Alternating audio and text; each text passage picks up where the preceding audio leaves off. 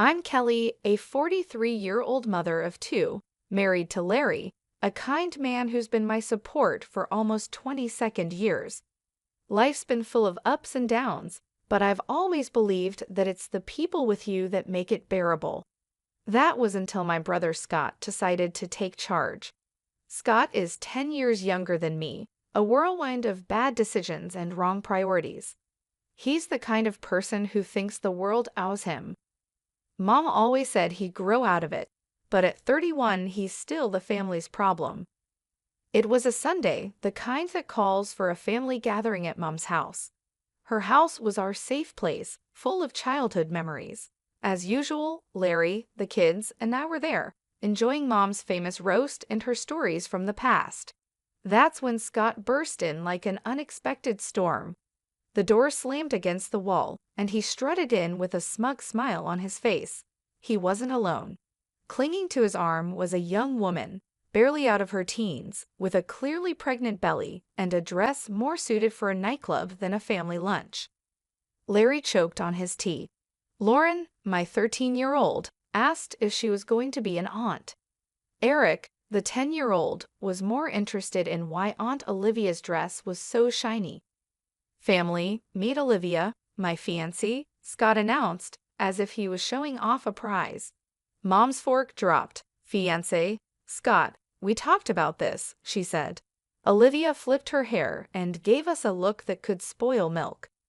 Yeah, we're getting married, and this little guy, she patted her belly, is Scott Jr. The room was so quiet you could hear the clock ticking. Larry cleared his throat. Congratulations, Scott. That's big news, Scott smirked. We're staying here for a while, till we get our own place. Mom tried to smile, but I saw the worry in her eyes. It was like watching someone set up camp at the edge of a cliff. That night, after the kids were in bed, Larry and I talked. Kelly, your brother isn't just irresponsible. He's taking advantage of your mom. I knew he was right. Scott was a tornado, and we were all in his path. The only question was how much damage he would do before he moved on. The next few days were a blur of Scott and Olivia making themselves at home. Olivia turned the living room into her personal lounge, always putting her feet up on Mom's antique coffee table.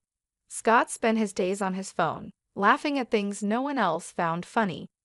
Mom was running around, trying to keep up, making meals, cleaning up after them, and never getting a thank you.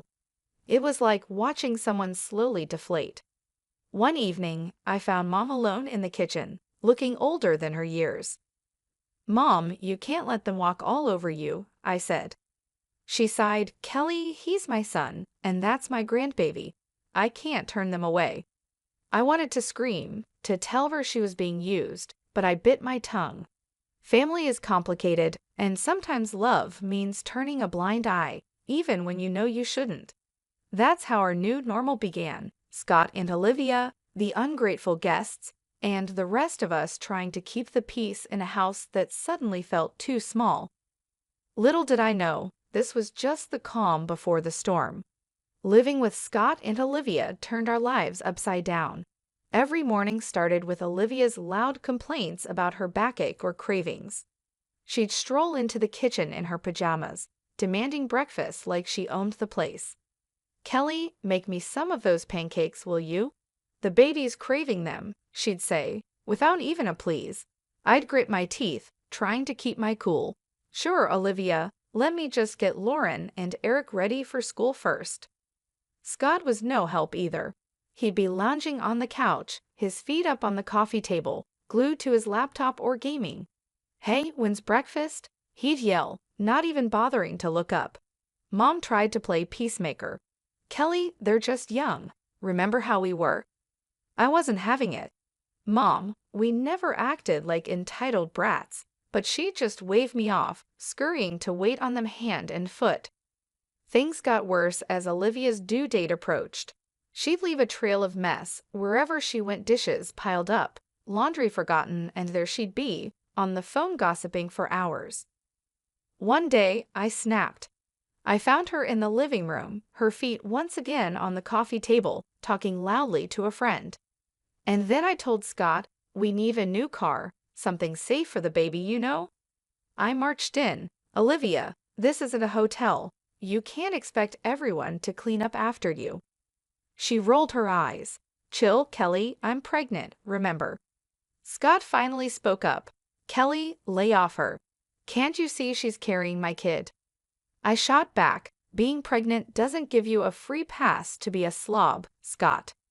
Mom came in, wringing her hands. Please, let's not fight. It's not good for the baby. I looked at Mom, her face drawn and tired. This isn't right, Mom. You're wearing yourself out for them. Mom wouldn't listen. Their family, Kelly. What can we do? The days dragged on. Scott and Olivia would disappear for hours, leaving Mom to clean up their mess. They'd return with shopping bags, laughing about their day out. One evening, I heard them planning a lavish wedding. We need the best, babe. It's our day, Scott said, his arm around Olivia. Olivia giggled.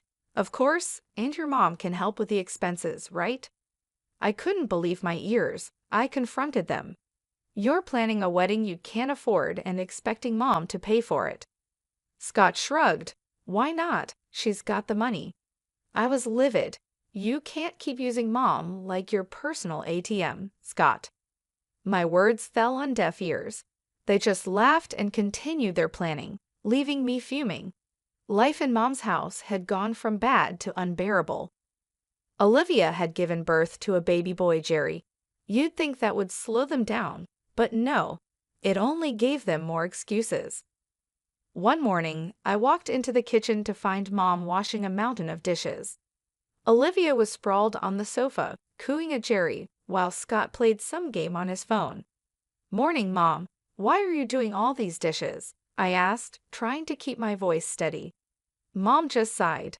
Olivia needs to rest, and Scott's busy. I glanced at Olivia. Busy doing what? Olivia, you can't just leave everything to Mom. Olivia shot me a look. I just had a baby, Kelly. I'm not supposed to stress myself. Scott didn't even look up. Yeah, Kelly, back off. You don't know how hard it is. I couldn't believe it. Hard? You call sitting on your butt all day hard? Mom tried to calm things down. It's okay, Kelly. I don't mind. But I was past caring. No, it's not okay. You're not their servant. It was like talking to a wall. Scott and Olivia just didn't care. They'd leave the house for hours, leaving Mom to take care of Jerry. They'd come back with bags of clothes and gadgets, bragging about their great deals. One day, I found a receipt on the table for a designer dress for Olivia. It cost more than what most people make in a week. I confronted them. Scott, where did you get the money for this? And why is Mom paying for your lifestyle? Scott shrugged, not bothered. She's our mom, Kelly. She wants to help. I was furious. Help? You're bleeding her dry. Olivia smirked and chimed in. If she's willing, why not? Besides, what's it to you? I couldn't take it anymore. I had to talk to Mom alone. Mom, you can't keep giving them money. They're using you. Mom just shook her head. I can't abandon them, Kelly, especially not Jerry. I tried to reason with her, but they're not even trying to be responsible.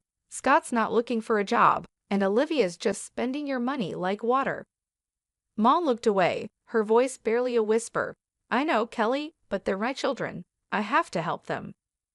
I felt helpless, watching my family fall apart. Scott and Olivia were like leeches, draining everything and giving nothing back, and Mom, bless her heart, was too kind to see it. I didn't know how much more I could take. The breaking point was near, and I feared what would happen when we finally reached it. Things took a turn for the worse when Mom suddenly fell ill. It happened so fast. One day she was her usual self, and the next she was bedridden, looking frail and weak. I was at her bedside, holding her hand. Mom, you're going to get through this, I whispered, trying to sound more hopeful than I felt. She gave me a tired smile. I'm just worn out, Kelly. I've lived a good life. Scott and Olivia were nowhere to be seen, probably out spending more of Mom's money. I couldn't hide my anger anymore. Where are they, Mom? Why aren't they here helping? Mom's eyes were sad. They have their own lives, Kelly. Don't be too hard on them. But I couldn't let it go. Their own lives? They're living off you, Mom, and now when you need them the most, they're absent. Mom just sighed. It broke my heart to see her like this, defeated and alone. Then the inevitable happened. Mom passed away quietly one night, with me by her side. Scott and Olivia were out, probably having the time of their lives, oblivious to the tragedy unfolding at home. The funeral was a blur. I remember seeing Scott and Olivia arrive at the funeral, looking like they were going to a party instead of mourning a loss. Olivia's dress was too short and flashy even for a funeral. People were whispering, and Larry squeezed my hand, trying to comfort me. After the service, Scott pulled me aside. Kelly, we need to talk about Mom's will. I was still in shock from losing Mom. Now? Can't this wait, Scott? He was insistent. No, it can't. I know she left the house to me. We need to sort this out. I couldn't believe his audacity. Scott, Mom just died. Can't you show a little respect? But Scott was relentless. This is important, Kelly. I'm her son. I deserve it. The day after the funeral, I went to Mom's house to start sorting through her things. When I got there, Olivia answered the door with a smug look. What do you want, Kelly? She sneered. I was taken aback. I came to collect some of Mom's things. Olivia laughed, a cold, harsh sound. Oh, you didn't hear. This is our house now. Scott got everything. Scott appeared behind her, grinning. Yeah, Kelly, Mom changed her will. The house, the money, it's all mine. I felt a surge of anger and disbelief. You're lying. Mom would never do that. Scott shrugged. Believe what you want, but the will is clear. This is my house now. I stood there on the doorstep of the house I grew up in, feeling like a stranger. The realization hit me hard. Not only had I lost my mother, but now I was losing my childhood home to my greedy brother and his manipulative wife. As I walked away, I knew this wasn't the end. I had to fight back for Mom, for my family, and for what was right. But little did I know, the battle ahead would be tougher than anything I'd faced before. I was a bundle of nerves as I walked into the notary's office. The whole situation felt like a bad dream. Losing Mom was hard enough, but fighting with Scott over her will was something I never imagined. The notary, Mr. Richard, was an old family friend. He looked up as I entered, his face somber. Kelly, I'm sorry for your loss. Let's get straight to the matter at hand. I nodded, trying to steady my voice. Mr. Richard, Scott says Mom left everything to him. That can't be true. Mr. Richard shuffled some papers. Well, let's see what the will says. Scott and Olivia walked in just then, all smugness and arrogance. Olivia gave me a triumphant smirk. Ready to lose, Kelly? I ignored her and focused on Mr. Richard. He cleared his throat and began reading the will. My heart was pounding in my chest. And to my son Scott I leave. I braced myself for the worst, the sum of $4,000. Scott's face fell. What? That's it. Mr. Richard continued, and to my daughter Kelly, I leave the family home and the remainder of my estate. I couldn't believe it. Relief and disbelief washed over me. Olivia was furious. That's impossible. She promised us the house. Mr. Richard looked at them sternly. There's more. It appears your mother made this last will a month ago after expressing concerns about undue pressure from certain family members. Scott was red with anger. She wanted me to have the house. I couldn't help but feel a sense of justice. Mom knew what you were doing, Scott. She knew you were using her. Scott turned to me, his eyes blazing. You did this. You turned her against me. Olivia chimed in, her voice shrill. We'll contest this. We'll get a lawyer. Mr. Richard raised an eyebrow. You're free to do so, but be aware if it's found that there was any coercion involved in the previous will. There could be legal consequences. Scott and Olivia looked at each other, their confidence wavering. I stood up, feeling stronger than I had in months. Mom saw through your greed. She made sure her last wishes were respected. Scott stormed out, cursing under his breath, with Olivia trailing behind him. I stayed back, thanking Mr. Richard. As I left the office, I felt a mix of emotions. Sadness for losing Mom, relief that her last wishes were honored, and a lingering anger at Scott and Olivia's audacity. It was a regular afternoon when Scott stormed into the house, his face red with anger and disbelief.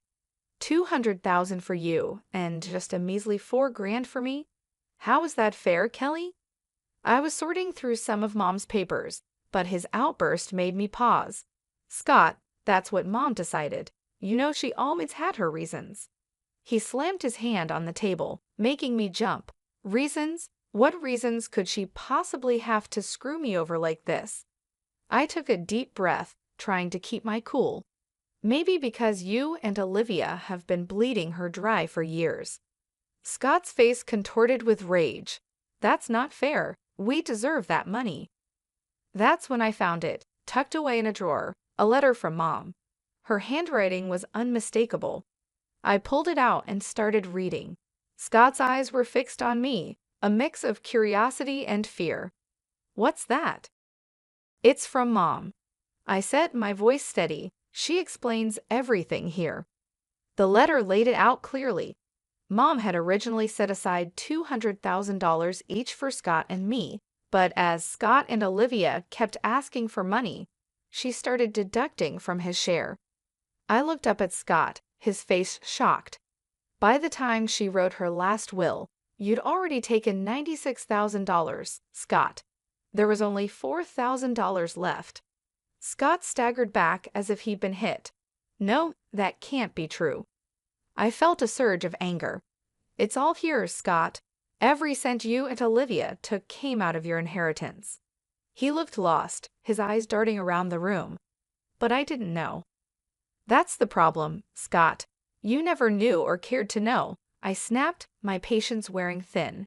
He slumped into a chair, burying his face in his hands. What have I done, Kelly? I put the letter down, feeling a mix of pity and frustration. You only got yourself to blame, Scott. You chose this path. Scott left the house that day a broken man. I watched him go, feeling a sense of justice, but also a deep sadness. Our family was torn apart not just by grief, but by greed and ignorance. The house, once a battleground of family feuds, was now eerily quiet. Scott and Olivia had left, cutting off all contact with me. It was both a relief and a curse, leaving me to deal with the aftermath of their chaos. As I sat in the living room, staring at the walls that had witnessed so much, my friend Nancy called. Kelly, have you heard about Scott? I braced myself. No, what now? She hesitated. He's been spotted around town, looking for jobs. And Olivia? She's been seen with different men, flaunting around like she's single. My heart sank. And Jerry, their son. No sign of him, Kelly. It's like they've forgotten they have a child. I slammed my fist on the table, fury boiling inside me. They're irresponsible and selfish. They don't deserve a child. Nancy tried to calm me. Kelly, maybe there's something you can do. Her words sparked an idea. You're right. I'll fight for Jerry. He shouldn't suffer because of them. The next day, I met with a lawyer, a no-nonsense woman named Miss Michelle. I explained everything, my voice trembling with determination. So, you want to pursue custody of your nephew? Miss Michelle asked, her eyes sharp. I nodded firmly. Yes, he's in a toxic environment. I want to give him a better life. Miss Michelle leaned forward. It won't be easy, Kelly, but if you're ready to fight, I'm with you. I felt a surge of determination. I'm ready, whatever it takes. The legal battle that followed was tough. Scott and Olivia were unpredictable, sometimes cooperative, sometimes hostile, but I didn't back down. One evening, after a particularly hard day in court, Larry wrapped his arms around me. You're doing the right thing, Kelly. It's hard but right. I leaned into his embrace, exhausted but hopeful. I just want Jerry to be safe, to have a family that cares. The day the judge granted me temporary custody of Jerry was bittersweet. He was a sweet boy, confused and scared, but he slowly opened up to us. Lauren and Eric adored him, and he brought a new kind of joy into our home. Scott's reaction was a mix of anger and defeat. "You've taken everything from me, Kelly." I faced him, my voice steady. "I'm protecting Jerry, something you should have done." As Scott stormed off, I realized our relationship might never be repaired. But this wasn't about us. It was about a little boy who needed a stable home. Life with Jerry was a new adventure. There were challenges, of course, but also laughter and love. He was becoming a part of our family, and I was determined to make it permanent. Looking back, I knew I'd made the right decision. It was time for new beginnings for all of us, a chance to heal, grow, and build a future filled with love and stability. That was the legacy I wanted to leave, a stark contrast to the selfishness and greed that had once threatened to tear us apart. The house, once a reminder of family discord, was now filled with laughter and the pitter-patter of little feet. Jerry had become a part of our lives, his presence a constant source of joy and wonder. One evening, as we were tucking him into bed, he looked up at me with those big innocent eyes. "Aunt Kelly, am I going to stay here forever?" I smoothed his hair, my heart swelling. "Yes, Jerry, you're part of our family now." He smiled, his tiny hand gripping mine. "I like it here. Lauren and Eric are fun." I kissed his forehead. "We love having you here, sweetie." I walked out of his room. Larry was waiting with a proud smile on his face. "He's really settling in, isn't he?" I nodded, feeling accomplished. "He is. We're giving him the life he deserves." The next day, I received a call from Miss Michelle. "Kelly, it's official. The court has granted you full custody of Jerry." I nearly dropped the phone, tears of happiness welling up. "Thank you, Miss Michelle. Thank you for everything." After hanging up, I shared the news with the family. Lauren and Eric cheered, hugging Jerry in a group embrace. Even Larry had tears in his eyes. "We're a family," Larry said, his voice choked with emotion. "A real, complete family." The journey had been long and full of challenges, but we had come out stronger. I thought about Scott and Olivia, wherever they were. I hoped they would find their way, but my focus was now on the children, our family. In the months that followed, Jerry blossomed. He was no longer the timid boy we first met. He was confident, happy, and loved. One day, while we were all in the garden, Jerry came running up to me with a dandelion in his hand. "Look, Aunt Kelly, I made a wish." I crouched down to his level. "And what did you wish for?" He grinned, his eyes sparkling. "I wished we'd all be together forever." I hugged him tight. "That's the best wish, Jerry, and it's come true."